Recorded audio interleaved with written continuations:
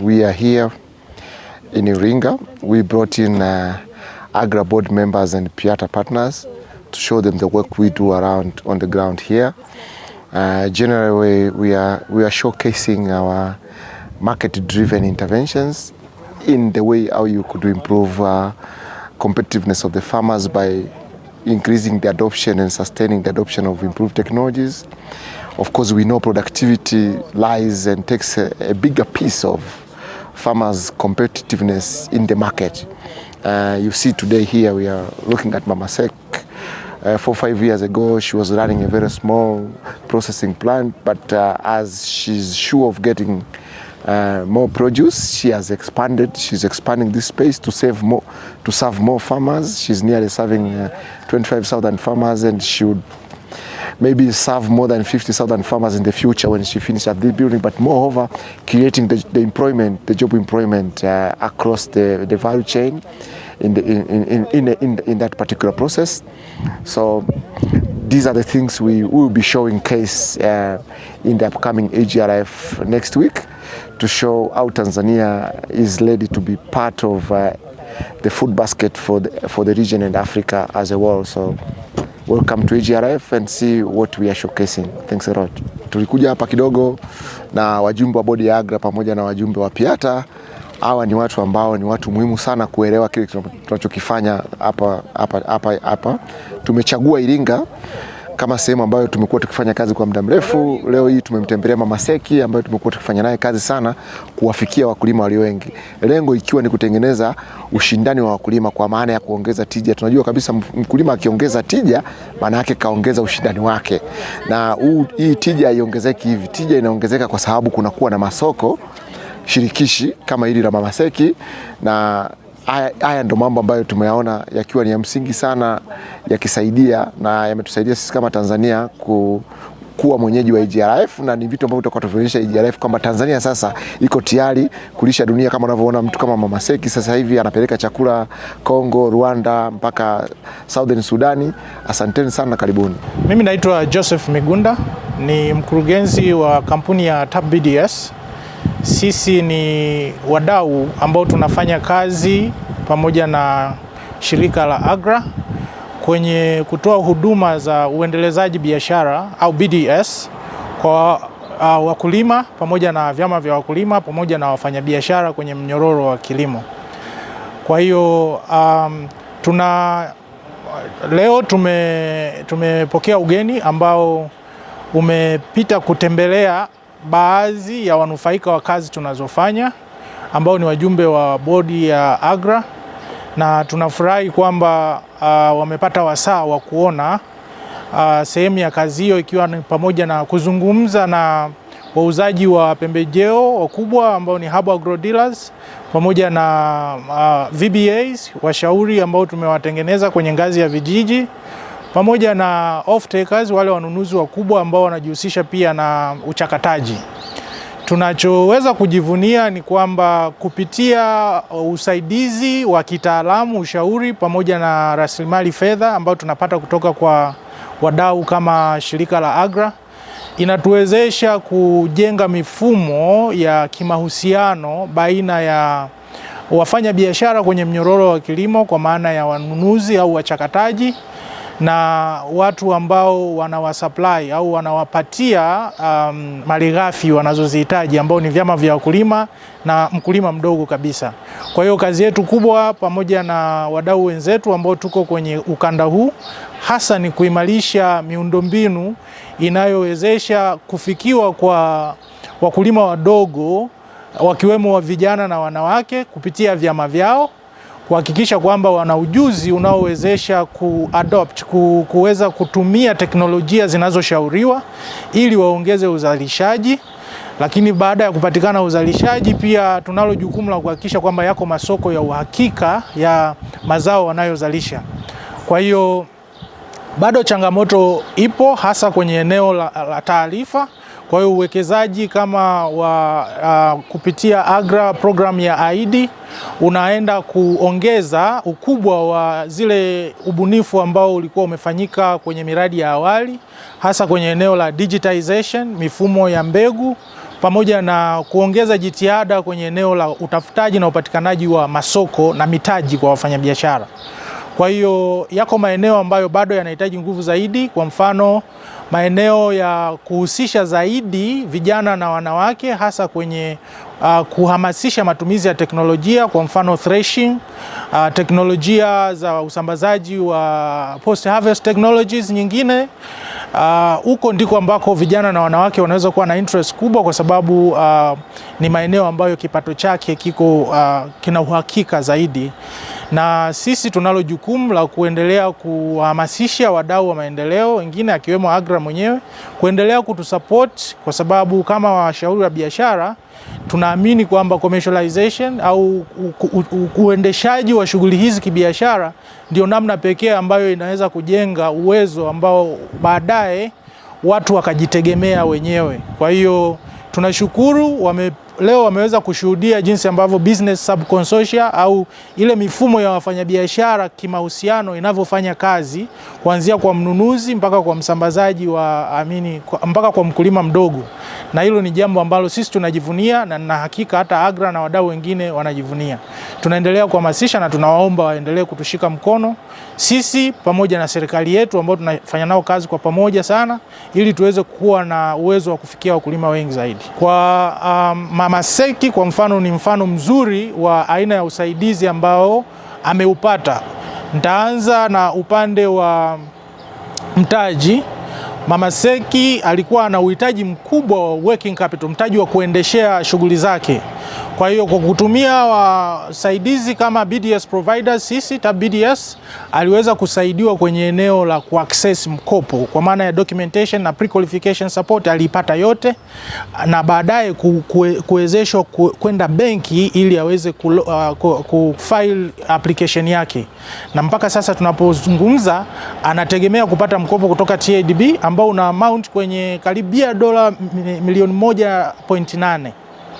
Kwa hiyo ni kiasi kikubwa cha pesa kwa ajili ya uwekezaji kwenye working capital na kwenye warehouse. Lakini pia tumemtengenezea infrastructure au miundombinu ya kuweza kupata malighafi kutoka kwa vyama vya wakulima. Na hapa tunazungumzia vyama vya ndani ya mkoa wa Iringa, mikoa ya Njombe, Ruvuma na Katavi, ambao wanauza mzigo kwake ili aweze kuuza ndani kwenye soko la ndani na soko la nje. Na leo umeweza kuona mzigo unaotoka kuelekea soko la Kongo. Kwa hiyo ni aina ya mfano wa mahusiano ambayo na usaidizi ambao wao wafanyabiashara wanaupata, ambao unawasaidia sana kupunguza gharama za uendeshaji. Ndio sasa Habo Agrodealer au wao wauza pembejeo wakubwa kama Alpha, Iwawa, wenyewe sisi tunatengeneza miundombinu yao ya usambazaji, na tunafanya hivyo kwa kupitia modo yetu ya VBA ambayo inawaibua hawa watoa huduma za ushauri kwenye ngazi ya vijiji ambako wako jirani zaidi na wakulima, ambako wao kama wauzaji wa pembejeo wasingeweza kufika bila kuwa na hiyo infrastructure.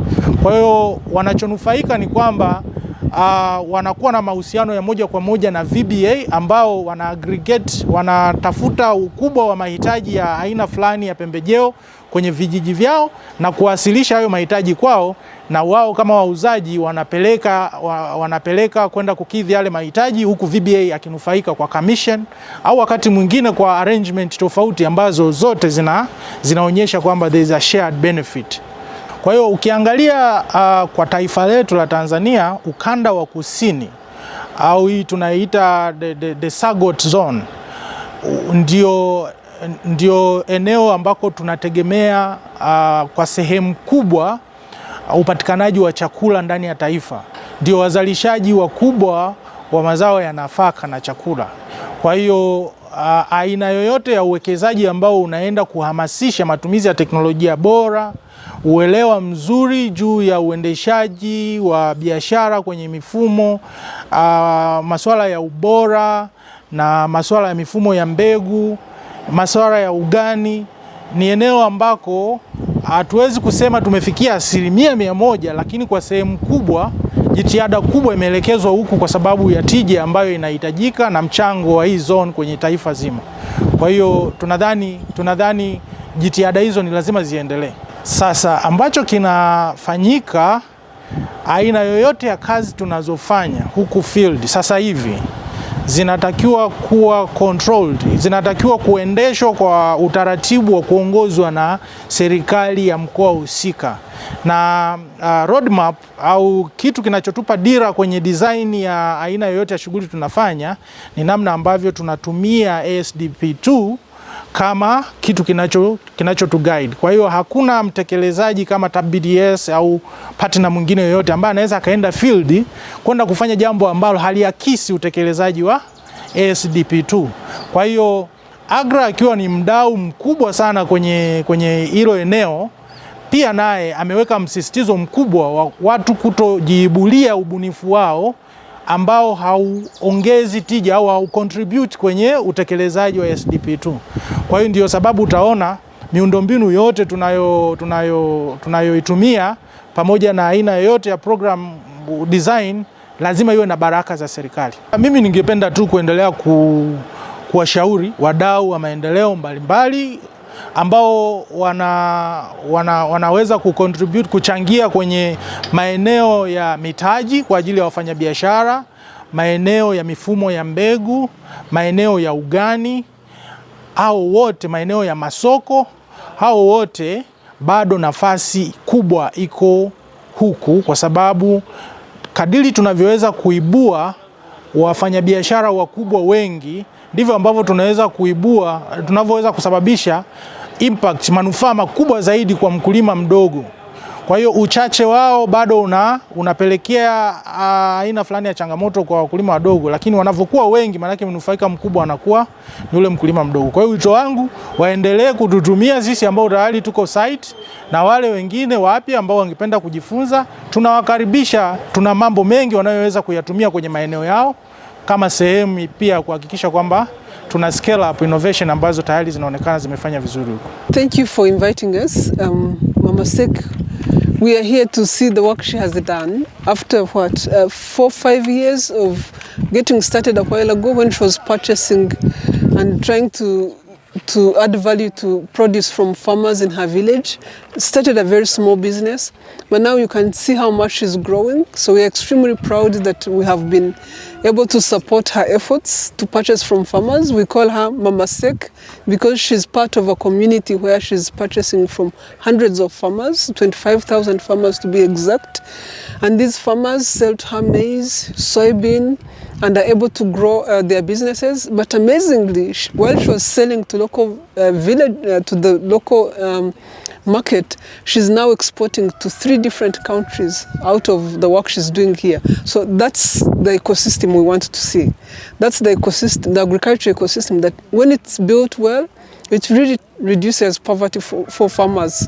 And this lady here, you see, is contributing to poverty reduction. Just small efforts of giving her the right business services, giving her a little bit of catalytic support here and there, has turned her into a huge business that is contributing hugely to the economy of this area. So we are really happy with the work you have done, Mama Sek. Tunashukuru sana. Okay. The other thing is the food she's producing is fortified for an area and a region where nutrition still becomes important.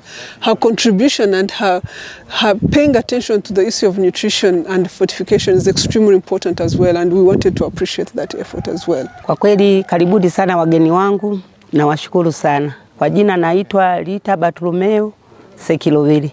Jina maarufu naitwa Mama Seki. Mimi ni mjasiriamali. Nimeanza kufanya kazi kweli na watu wa AGRA, Tija, nimeanza nao kufanya nao kazi karibu miaka 3 iliyopita. Nimeenda Kenya, wamenitafutia wafanyabiashara wengi wamekuja hapa. Nimefanya nao biashara, watu wa Kenya wamenunua mahindi. Na hapa mahali nimetengeneza baada ya kuwa nilipokuwa nimeenda Kenya kutembelea. Kweli walinisupport watu wa AGRA. Walinipa kama milioni 40. Ndio nikaanzisha ujenzi huu kwa sababu tayari nishakuwa na wakulima wengi na vikundi zaidi ya 500 vya wakulima. sio hapa tu Songea. Na hapa nilikuwa kule mjini mlikotangulia kufika awamu ya kwanza. Lakini kule niliona ni kudogo, niwafuate na wakulima wengine wadogo wadogo. Kwa mfano wakulima wengine wadogo wadogo wanaleta debe 2, debe 1, nao niko tayari nawapokea hapa. Na wakulima wangu wote wengine wakubwa nakusanyia nao hapa mahindi. Na asilimia kubwa na wateja wengine mahindi wanayakuta hapa. Basi tunapakia tunaenda nayo, wanaenda nayo. Kwanza na wafanyabiashara wa Kenya ndio wengi. Hata watu wa Rwanda nao walikuja, nimewauzia sana mahindi hapa. Kwa hiyo asilimia kubwa nafanya kazi na watu wa Kenya, watu wa Kongo, Sudani, tayari na kiwanda changu kidogo kidogo cha kuzalisha sembe. Lakini nataka sasa hivi kwa mpango unaoenda nataka nipate mtambo mkubwa ambao naweza kuwa nazalisha tani kwa wingi. Ndio nataka nipate, na ngoja benki ya kilimo inataka kunisapoti kunipa mashine za kusaga. So part of what we are doing in this AGRF that we are starting this week is we have a deal room where ladies like this lady here, businesses like this here, come and present some of the business opportunities, and we hope that you come and see what they are doing. They are transforming their lives, they are transforming other people's lives, and they need support, especially in terms of cash and cash flow. They are not asking for a lot. They need investment so that they can grow their businesses. So we'll see you at the AGRF. We have several contractors who have been working out on different digital tools, actually from the input trading to the output trading, where if you could have gone in some of the farmer cooperatives where you have the tool that is linked straight to the weighing scale, where 100 bag of maize put on the weighing scale, it leads straight into the mobile phone. So there is no cheating. People understand exactly. We can have a control of what the cooperative has sold as an output, because farmers have produced 7 million metric tons of maize. 7 million metric tons of maize has been traded out there. Yet we don't have data. You get what I'm saying? So that's why we embarked much into the digital platform. If you look at the current input trading platform, actually it has increased the efficiency by far. Like that lady who puts up the order into the platform, it pops up at an agro dealer space, and then it is supplied immediate to that particular space. You could imagine the time that has been saved in that particular transaction, where someone could have traveled several kilometers, and we have been always talking about the kilometers farmers travel to access input. Now we don't talk about kilometers, because by having an hub, you are like 0 kilometer to where the inputs are. There are multiple apps and digital technologies that have been tested. I remember sometimes back we did an assessment during the PIATA 1.0. We supported more or less 37 digital platforms across different things.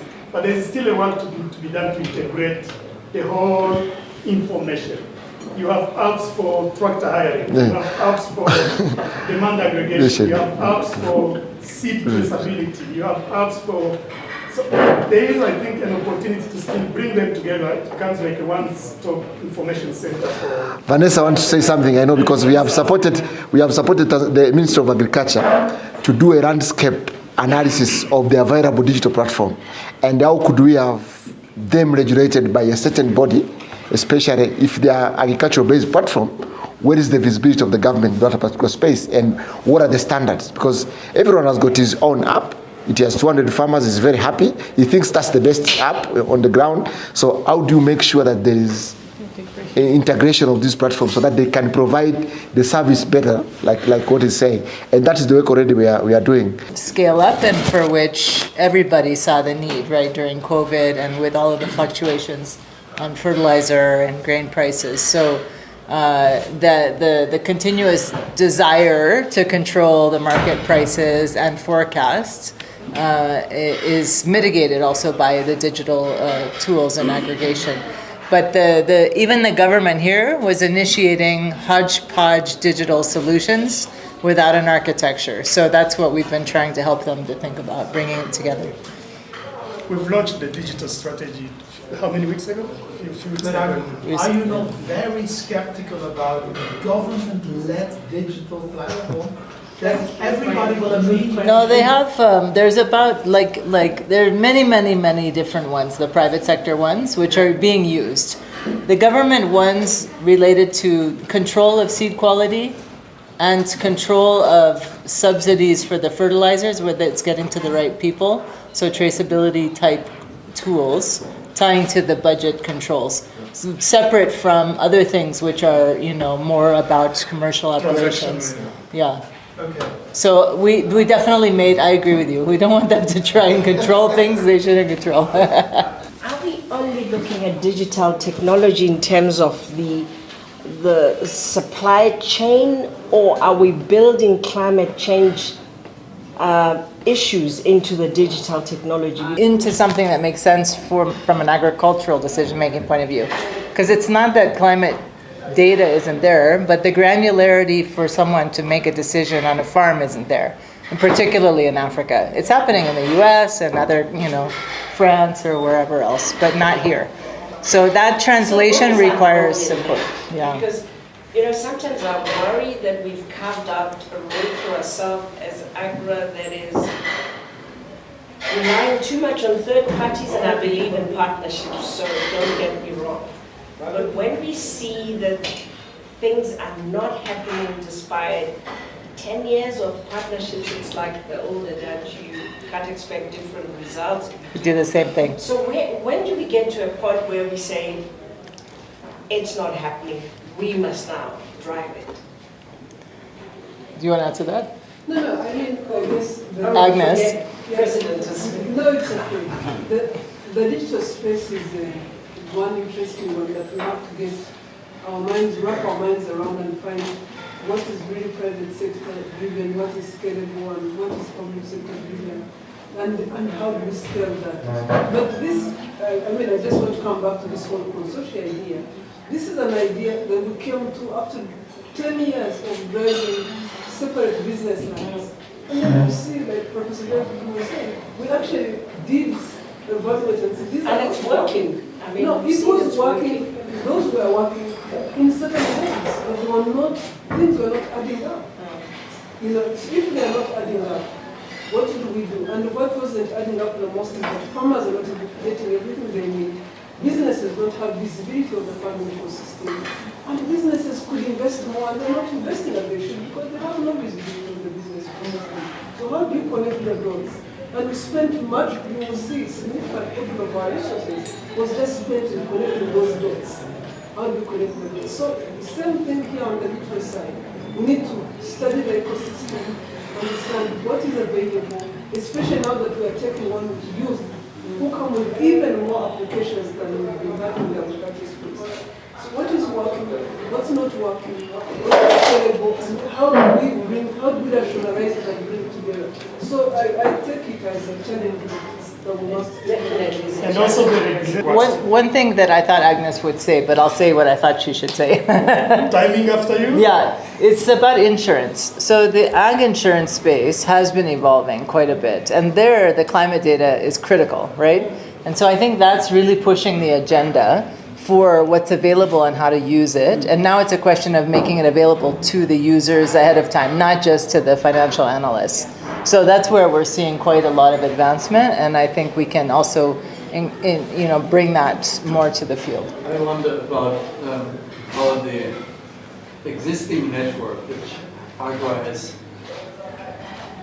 instrumental in building, can be strengthened in terms of its human capital.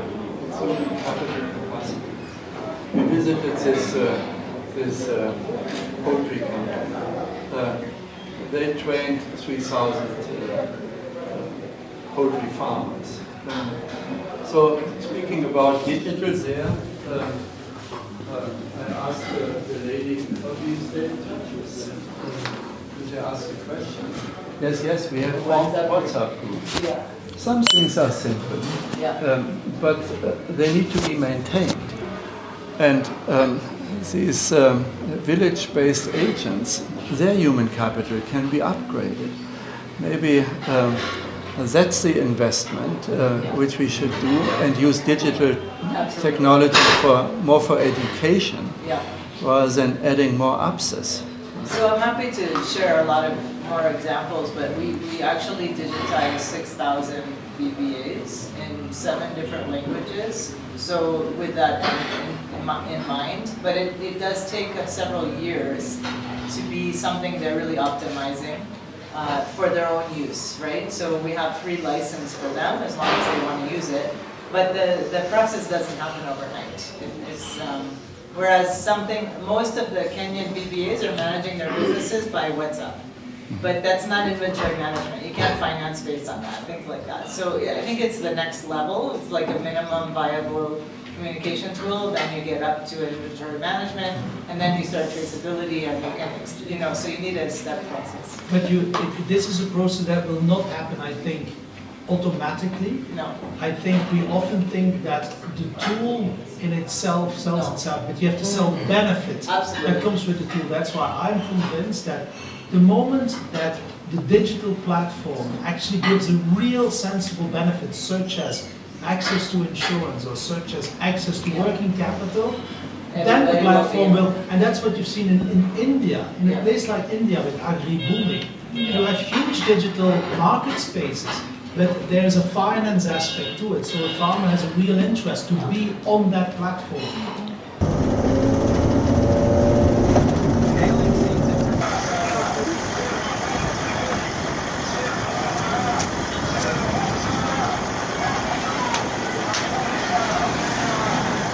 So through the linkages that we managed to create under the past intervention, now they make use of the VBA infrastructures for input distribution. So today maybe they'll be able to explain how they do that, and we will have one of the VBA to try to demonstrate how is a business going on between the two of them and what are the developments so far. Kwa majina naitwa Ebele Kema, mkurugenzi msaidizi wa kampuni ya AGRA Enterprise Limited. Tuko hapa Iringa mjini, tunapatikana hapa Iringa mjini pamoja na wilaya ya Kilolo Iringa. So she's saying she's a deputy director of AGRA and so they operate from here and they have a sub office somewhere called Kilolo. Tunasambaza, kwa mfano tuko na VBA kama hivi hawa, tunawapatia pembejeo, wanachukua kwa bei za jumla na wenyewe wanaenda kuuza kidogo kwa wakulima. So she's saying currently they work with the VBAs. Unaweza kusema ni ngapi? VBA wako kama hawapungui kwenye 30 na kitu. So now she's saying she works with about 30 VBAs who purchases from them at a wholesale price, and so they go distribute the inputs. VBA kuna njia zote tunazitumia. Kuna ambazo anachukua kwa cash, kuna zingine anachukua kwa credit. Kwa hiyo tumejenga tu uaminifu hivyo kutokana na jinsi tunavyofanya nao kazi kwa muda mrefu. Kwa hiyo kuna ambazo anachukua kwa credit, kuna ambazo anachukua kwa cash, tegemea. So she's saying based on the trust that has been built between the two sides, between the VBAs and them, there are some who purchases on cash and some on credit, and some even on advance. They just advance them with the volumes that are needed, and then the payment is done later. Njia zote tunatumia VBA na tunatumia wakati mwingine agrodealer wako wengine wakubwa wale tunawapatia, tunafanya mahusiano ya kuuza kwa invoice, wengine ndio kama iko cash na credit. Kwa njia zote tunazitumia, tunatumia VBA pamoja na wengine. VBA anakutana na wakulima kule moja kwa moja vijijini. Kwa hiyo unakuta wakulima wengine hawawezi kufika huko mjini. Kwa hiyo VBA wakiwa kule vijijini ni rahisi kuingia kwa wakulima moja kwa moja. Maana unakuta wakati mwingine mkulima anahitaji kitu kidogo tu, hata anahitaji packet labda Chinese au mchicha au sijui mahindi, anahitaji packet 2-3. Kwa hiyo kutoka yeye kule kijijini kuja kufika huko mjini bado itamgharimu labda nauli na vitu kama hivyo. Kwa hiyo VBA ni rahisi kuingia. So essentially she's explaining why the VBA is very important, because they have the farmer reach. And at times it's not profitable for a farmer to come here to buy a sachet, but the VBA you could have purchased the route, so there is economy of scale. Some of us as farmers ask for what your current stock, what percentage is local, made in Tanzania for Tanzania versus multinationals like AGRA or imported from other parts of the world? mzigo uliondoa sasa hivi pembejeo za ukiweka kwa asilimia kiasi gani unakata kutoka kwa wazalishaji wa ndani na kiasi gani cha pembejeo huo kinatoka nje? Kwa asilimia inazidi asilimia ya nje. Ndani ni asilimia chache. Kama ngapi? Inawezekana ikawa kwenye 70 kwa 30. 70 by 30. 70 foreign imported and 30 local. Bidhaa zote ni maarufu, isipokuwa tunauza kwa msimu. Kwa mfano kama kipindi hiki tunachoingia kuanzia mwezi wa kwenda mpaka mwezi wa pili hapo ni mbolea na mbegu hizo zinatoka sana. Lakini kwa msimu mwingine ya kawaida ni mboga kidogo. Kwa hiyo asilimia kubwa tunauza kipindi hiki cha msimu. So the business is like the season. Like now, you see, she has stopped much fertilizer in the season because the farming season, the planting season is coming in. But in between the space, then that way they sell vegetables and agricultural products, which are mostly irrigated in that particular space. So the business is running season. So they stock ahead of whatever is coming in. Kuna gambo, kuna kule nyuma.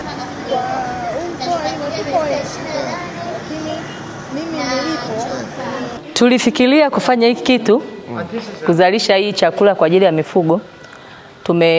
Tutafanya na vingine, lakini sasa tumeanza na kuku. Kwa sababu tunawahudumia wakulima, tunawapatia pembejeo. Tulikuwa tunawapatia kama vikundi, saa zingine tunawakopesha mbolea. Kwa wakawa wanazalisha kwa wingi, wakawa wanakosa soko. Kwa hiyo tukawa tumefikiria kuanzisha kiwanda kidogo kwa ajili ya kutengeneza vyakula vya mifugo ambavyo yale material tutayatumia kwa ajili ya kutengeneza chakula. Kwa hiyo tulianza na hiki hapa kidogo, tukawa tunazalisha hivyo kidogo, baadaye tukawa tumewaza kwamba kama tunaweza tukipata nguvu tujaribu kufanya kwa upana zaidi, kwa sababu wakulima wengi wanakosa soko la kupeleka mazao yao. Kwa hiyo tukawa tumefikiria hicho. Chicken feed factories emerging from the fact that they want to increase the sales of their input. You see the connection? Because they want to diversify the market for the farmers, for the produce the farmers produce. So the only way you can do that is by making sure that you have an offtake parameter for the product that the farmers produce. At the same time, they are diversifying by adding up a product they're going to sell to farmers, because most of the farmers also keep chicken at home. So you are creating an ecosystem of making sure that there is business across that space. What does the whole industry look like here? Sisi tunazalisha hiki chakula, lakini wakati huo tuseme kama tuna duka ndogo pale mjini kwa ajili ya kuuza chakula cha kuku na zile dawa zile kwa ajili ya vifaranga. Na tuna vifaranga hapana, bado hatujaanza, ila tunapata kwa hao wenzetu mkuza. Mkuza wao wanazalisha vifaranga. Kwa hiyo wanatupatia vifaranga kila wiki. Kuna vifaranga wanatupatia, basi tunawapatia wale wafugaji wadogo, basi wanaendelea kununua chakula. Bado hatujaanza zoezi la kunani vifaranga. Kuna cha kwanza tunaweka mahindi, tunaweka soya, tunaweka pumba ya mahindi, tunaweka pumba ya mpunga, tunaweka mafuta, alafu tunaweka zile mafuta tunatumia ya alizeti, kolie au hata mawese. Ili mradi ni mafuta ambayo yanastahili. Alafu tuna zile virutubishi ambazo tuna premix ambazo zinachanganywa. Hizo unakuja mzinunua kabisa. Ndio hizo tunanunua. So they are doing maize, soy, fortified cooking oil. They are doing rice husk plus the premix. Plus the premix that is bought. That is bought. Premix menua. Premix tunainunua tunatoka kwenye makampuni mengine Dar es Salaam. Kampuni gani? Kampuni kutoka Fresh. Fresh. Fresh. So they buy the premix from Dar es Salaam. There is a company called Fresh. And what is the biggest bottleneck for becoming bigger? Yani katika uendelezaji wako wa biashara ni kitu gani ambacho unaona ni kikwazo kikubwa? Yani ukitatua hicho, yani mambo yako yanaenda vizuri. Kikwazo ni mtaji. Capital. Where did you get the startup capital for this and how much? Mtaji ulikopa benki ulipata? Tumekopa benki, tuna mkopo benki. Shilingi ngapi benki gani? NMB. Kiasi gani?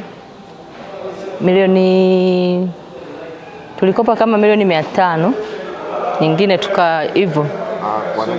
Kwa rate gani? Asilimia 9 hivi. 18. 18.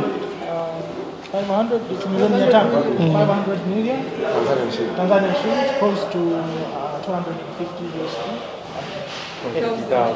Yes, USD at an interest rate of 9%. They have a business facility. So it means that if tomorrow she would have double the capacity of a mill, and she gets a new mill, double the capacity, she would have no difficulty finding the soya, finding the maize, and finding the customers. She would have no difficulty. Kwa hiyo, kwa mfano ukipata mashine kama hizi zingine 2-3 pakawa pakubwa, mahindi sio tatizo, soya sio tatizo.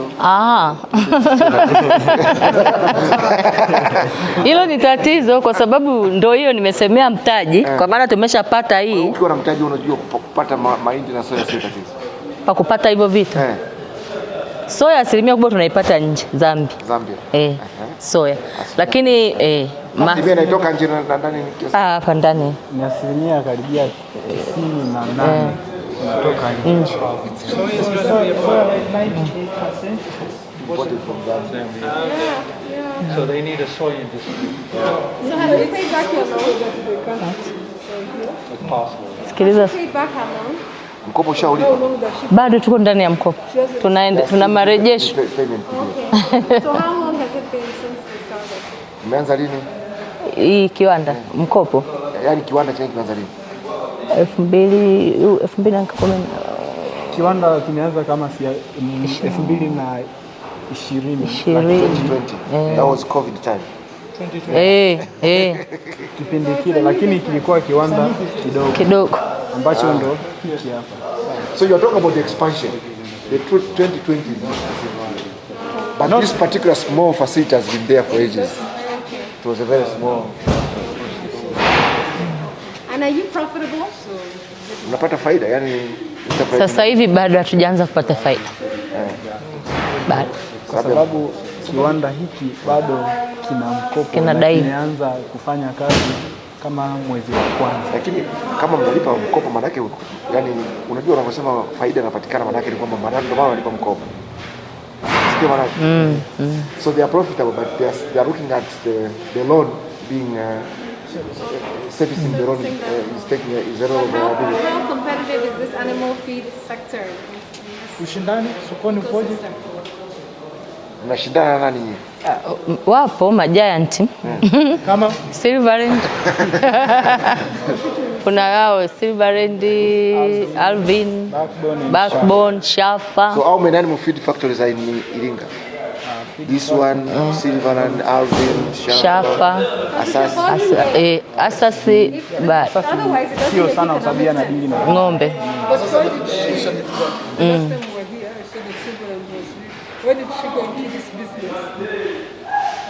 Seeing all these giants around her, where did she think? Na kama unaona kuna hawa majiant wakubwa, mbona umeanzisha biashara? Tumeanzisha na sisi tunataka tuingie humo tupambane sokoni.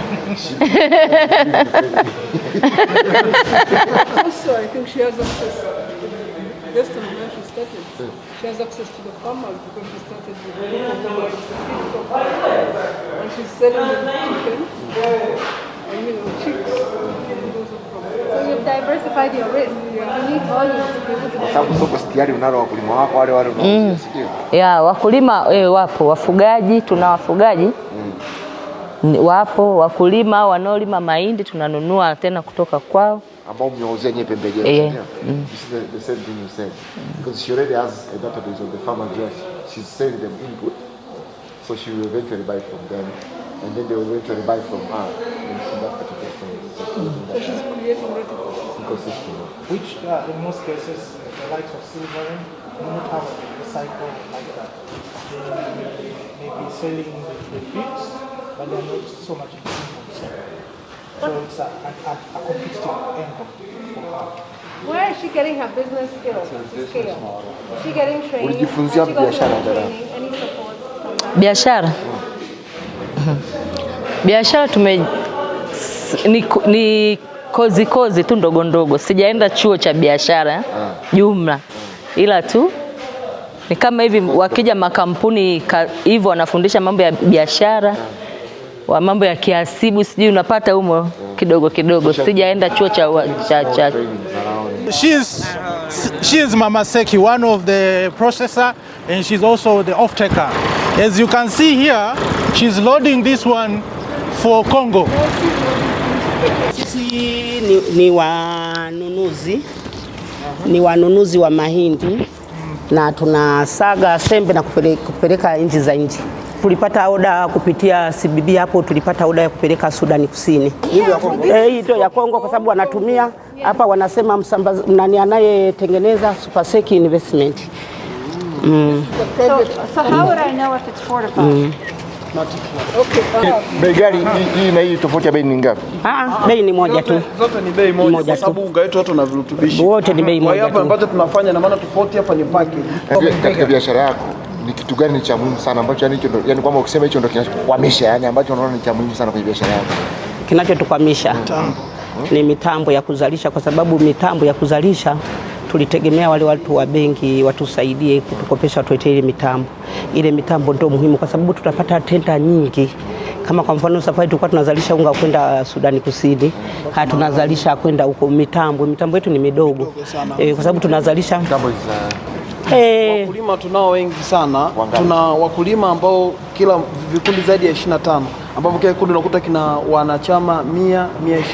Kwa hiyo unakuta ukijumlisha tuna kama zaidi ya wakulima 25 ambao tunahudumia sisi kampuni kama kampuni. Tunanunua kwa wakulima, alafu tunanunua na vikundi. Zaidi tunanunua kwenye vikundi kwa sababu vikundi tunawapa na mbolea. Ikifika mwezi wa 11 watu tunawapa ruzuku la mbolea kidogo kidogo kusudi ili wale watu wali ya chini mifuko 2, 3, 4 ili tunavyoanza kuvuna wanatuletea mahindi. So the model is mainly buying through the farm organization, the aggregators, but they're also buying directly from the farmers. They buy through the aggregators, farm organization particularly, because they also have linkages around input credit, where they have an arrangement of supplying inputs, and then from the same farmers, they then... Because if you are to supply inputs, reaching individual farmers would be very complicated. So you have to reach them through the farmer cooperatives. And if the government, like you said, if they are not to monitor to ensure the right level of fortification, they should charge more incentive to do otherwise. Should just do the minimum. If it was a cost to her, and she thinks she's not paying it. She's the aggregator. Like I said, she does processing, but she also does off-taking. She buys from the farmers. So now here, what you'll be able to see is where she plans to expand. So you'd see the investment in terms of the warehouse she's constructing. But this is where individual farmers normally brings their produce here, and all the business transactions do happen here. So all the explanations she'll be able to provide us when we go into that building. But actually here is where they do purchase from the individual farmers. There's a weighing scale there. There's full-time staff who are here for purchases. Sasa utatupitisha mnachokifanya hapo kwa ujumla na pale mnalenga kufanya nini, ni ukubwa gani, si ndio? Sawa. Na ukiweza kusema idadi ya wakulima ambao wanatumia hii facility ya hapa, si ndio? Anasema kwa nini mmeamua kufanya hii na sio silo ambayo silo ndo tuyo tunasubiria kwa sababu huku tuelekee huku. Huku tukishaweka mahindi, silo tutaweka kule mwisho.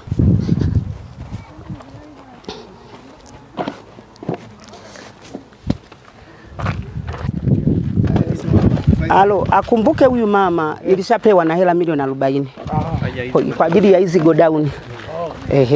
Kwa hilo nilishapewa na watu wa AGRA. Kwa hilo hizi godown bado zinaendelea, nilivyojenga nimefikia hapa. Ndio sasa nimeomba na hela nyingine nikopeshwe ili niweze kuwezeka. Lakini wakumbuke wao wenyewe ndio walioanzisha, wakanipa na hela hizo ili nije kujenga ili wakulima wangu wote niweke mazao humu ndani. So she now points out that at one time AGRA supported her with 40 million shillings to also expand our storage capacity, and she had direct channeled or invested that money in this facility as well. Part of the PIATA. So she also acknowledged that she has a pending loan which they expect this month to get it from TADB that will go into completing this facility. Well, why did she go modular? Why did she build everything at the same time?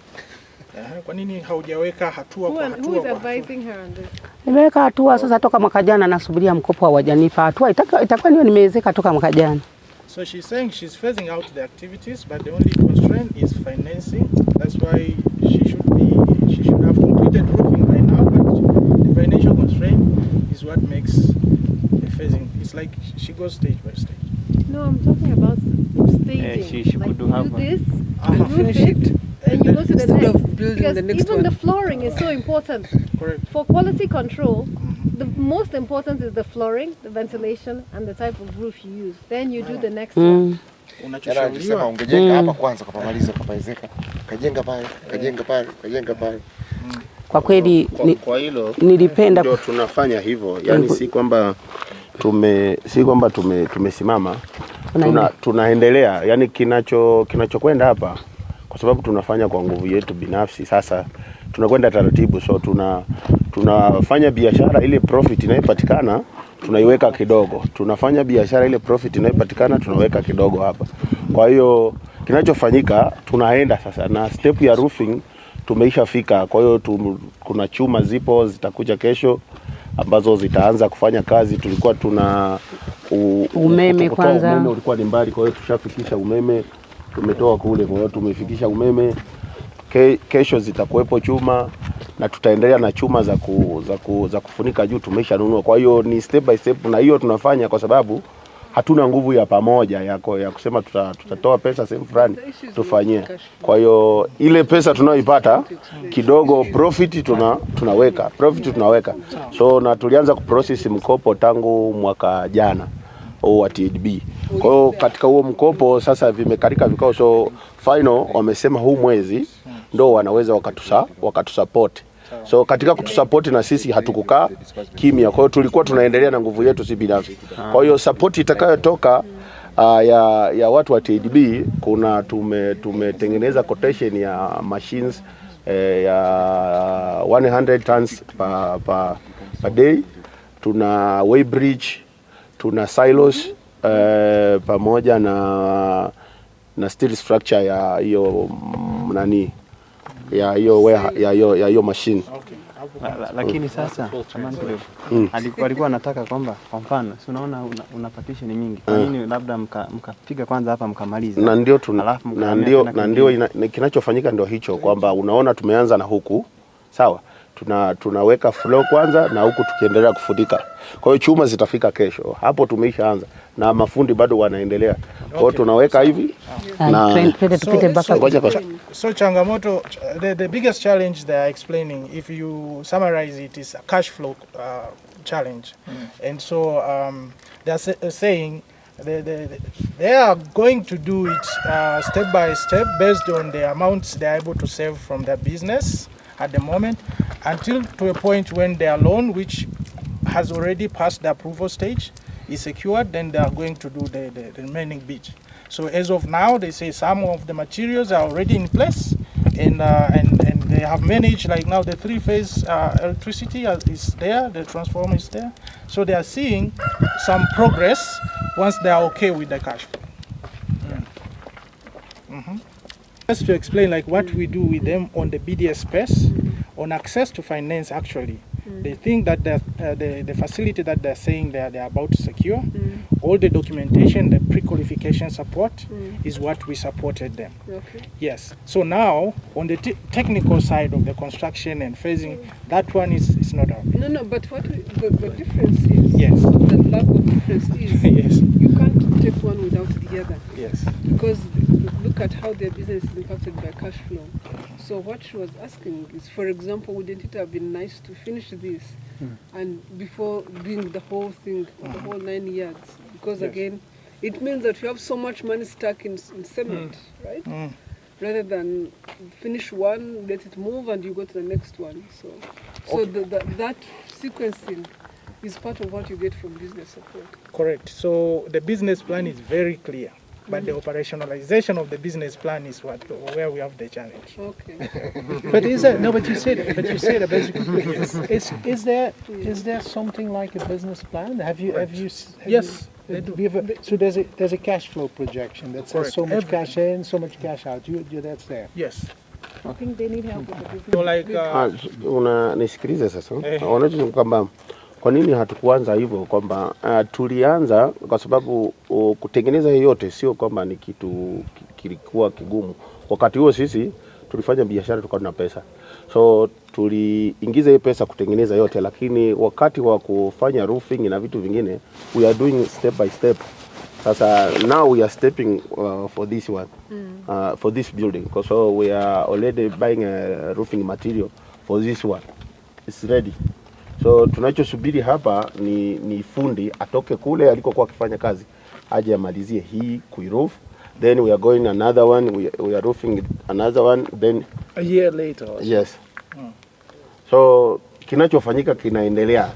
Kitu kikubwa ambacho sasa labda mimi nadhani sijajua kwenye mgongano hapo unatoka wapi, kwamba kitu kikubwa tunafanya biashara kulingana na kile ambacho sisi tunakiingiza. So tukiona katika ile hatupotezi tena mtaji, tukiona katika milioni 20 tumepata milioni 4, tukatoa milioni 2 tunaiweka, tunatulia tena, tunachukua ile biashara tunapeleka, ukipata milioni 2 unaweka hivyo. So ndo step by step. Okay. So clearly what they say is when they have money is when they think of doing everything all at once. So but still they are not addressing the business bit of it, looking at how quick do they make money in this space stage by stage, which is a concern to address the cash flow. So and this is what I'm saying, in the business plan it is there, but for them the operationalization of the business plan is where they have a challenge, because now it's either they get it through the sales they have, which is a bit fluctuating, or they get it from the third-party source, maybe from a bank, and once they have such money is when now the decision to continue construction comes in. And so I'm seeing a job for us to continue working closely with them, trying to make make sense in the business aspect, that they need not to do everything all at once, because that will delay the, exactly. You see, yeah. One question was there somebody at the beginning of the process to ask the question, shouldn't you build the building there? Just asking the question, you know? So now we can solve it, but was there this process of help? So anachouliza kuanzia mwanzo huyo mtaalamu mliompata ambaye ndio kitaalamu, kwamba kitaalamu huku ilikuwa ni best kuliko kule juu, kwa sababu so they're saying kwa sababu ya magari ya paki kuweka nafaka, kwa sababu kuna sehemu nyingine kama sehemu ya mtaani. There's a parking space. Okay. So this location here was the very ideal place to locate this. Yes. Na kule tutaweka mizani. So they thought about it. Yes, they were told about. They had discussion around it, and they chose to put it here. So I think the bit that they need to address is how to control the water so that they take care of the moisture. There are lots of issues from my experience with the location, like Frank said, but we can help you. You understand? Because it means even here you're going to have to raise the floor. You haven't started the floor, you have to raise it, and you have to make sure that there's waterproofing under. Yes, which is quite expensive. It's almost like you're building a swimming pool. Kuna bomba ambazo you have to do the waterproofing. It's expensive. So right? And then the finishing. Hiyo technical usaidizi we learned the hard way. Mtahitaji kuupata, si ndio? Mtahitaji kuupata, na you need to be open. Moyo wazi kupokea huo ushauri. Yeye anachoona hii flow lazima inuke, na lazima kuwe na mifumo ambayo inapitisha maji. Sawa kabisa. Sawa kabisa. Tayari ukizunguka kwa nyuma tutamuonyesha hata hizo bomba tayari zipo kwa ajili ya hiyo nani. Zipo tumeshaweka tayari ziko. Panapitika kwa nyuma. Now that is the government is putting a lot of effort in marketing abroad. And this, she says she already has orders from them. Yeah, so that for us, she's the pull factor.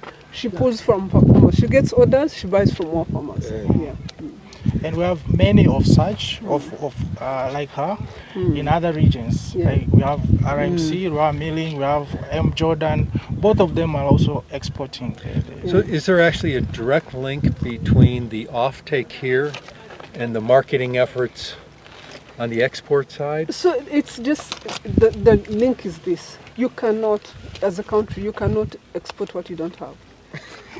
No, I'm just That's saying. very true. Number one, on the produce side, it's very difficult to generate surplus at the farm. That's why we have food security challenges.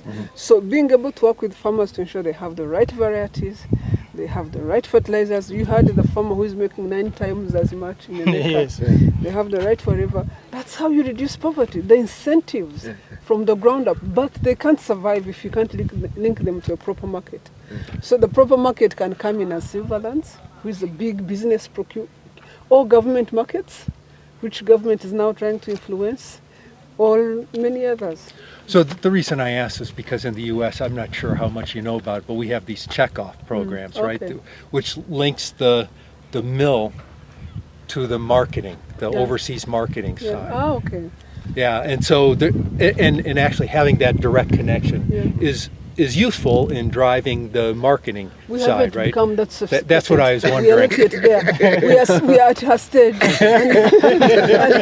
and the signal is what the minister is speaking. So I mean, Kikwete came here and everybody was complaining. So where do we put this? Where do we put this? Those are the type of signals the government picks up and translates into market opportunities. It's a new job description, signal reader.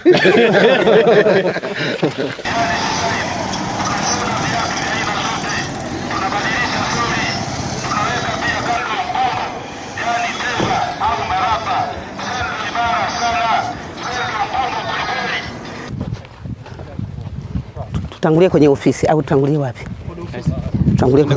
Tutangulie ofisini. Hello. You want to show the office?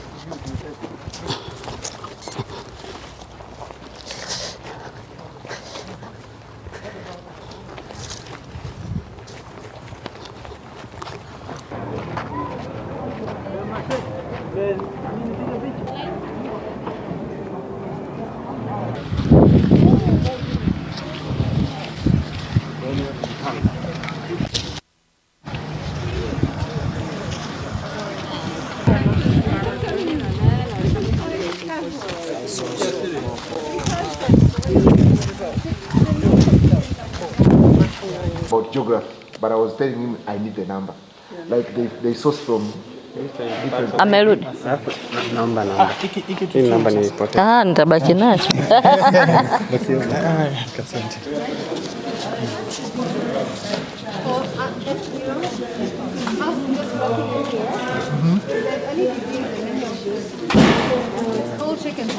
I have this. As we said, they started with off-taking soybeans, but they had to create the supply side, making sure that it is able to give them enough quantities. And so they were selling soybeans to the farmers, and then they purchased soybean seeds, and then they were purchasing from them.